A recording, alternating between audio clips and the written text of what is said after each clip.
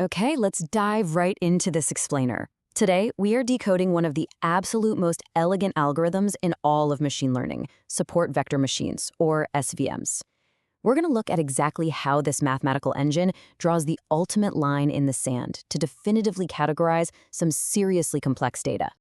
To unpack all of this, we'll follow a really clear path together.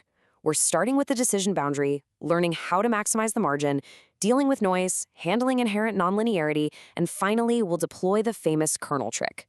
All right, section 1, the decision boundary, finding that perfect separation. So the hero of our story here is the hyperplane. It's the actual boundary separating your different classes of data. Now, if you're working with a really simple two-feature data set, this is literally just a straight line. But, if your feature vector represents a data point with, say, 20,000 dimensions, well, your hyperplane becomes a massive multi-dimensional plane, slicing right through that crazy high-dimensional space.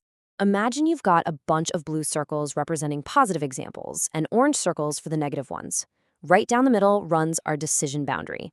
Mathematically, it's defined by a simple equation, w times x minus b equals 0. Basically, everything falling on one side of this boundary gets a positive label, and the other side gets a negative one. Simple enough, right? Section 2, maximizing the margin, figuring out the optimal distance between our classes. Here's the thing. It is absolutely crucial to realize it's not just about drawing any separating line. It's about finding the safest possible line. The algorithm actually creates two parallel hyperplanes that just touch the closest examples of each class.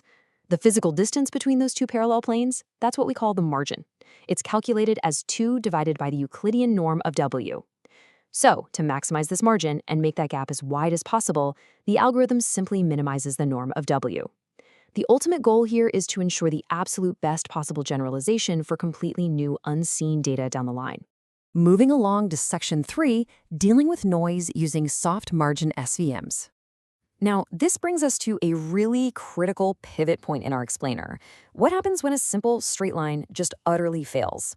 Think about it. If just one single outlier, like a rogue blue data point, is sitting deep inside the orange territory, a perfectly strict straight-line boundary literally cannot exist without throwing errors. When your data is completely jumbled, a strict boundary is pretty much useless. Sometimes you've got noise mixing everything up, meaning no single line can flawlessly separate the groups. Or even wilder, you might have inherent nonlinearity. Imagine a tight inner ring of blue dots completely surrounded by an outer ring of red dots. A straight line is never going to fix that. To handle this kind of messy, real-world situation, the algorithm uses what's called a soft margin SVM. This is the data scientist's great trade-off, and it's balanced by a hyperparameter called C. In a strict hard margin setup, absolutely no errors are allowed. But since that's completely impossible with noisy data, the soft margin introduces a cost function called hinge loss.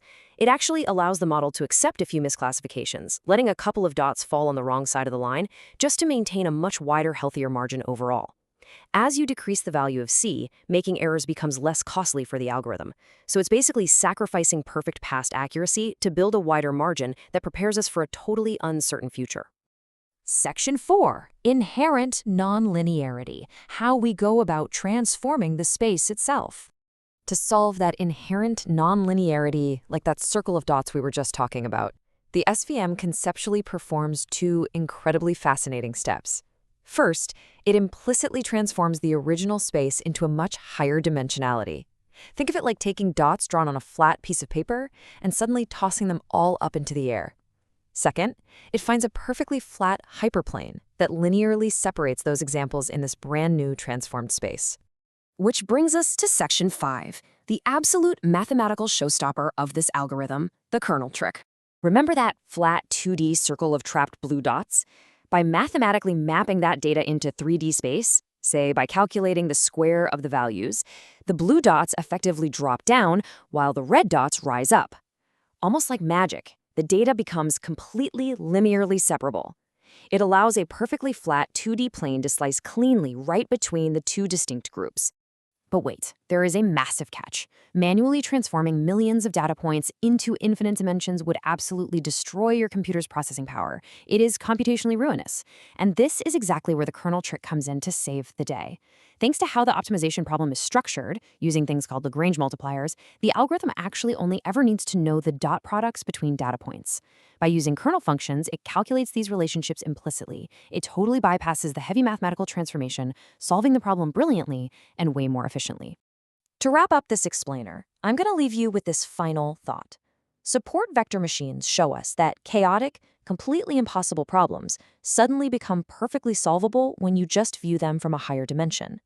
So if a machine learning algorithm can use a clever kernel trick to effortlessly project and solve problems in infinitely high dimensions, what fundamental realities might we be missing simply because our human perception is bound to only three?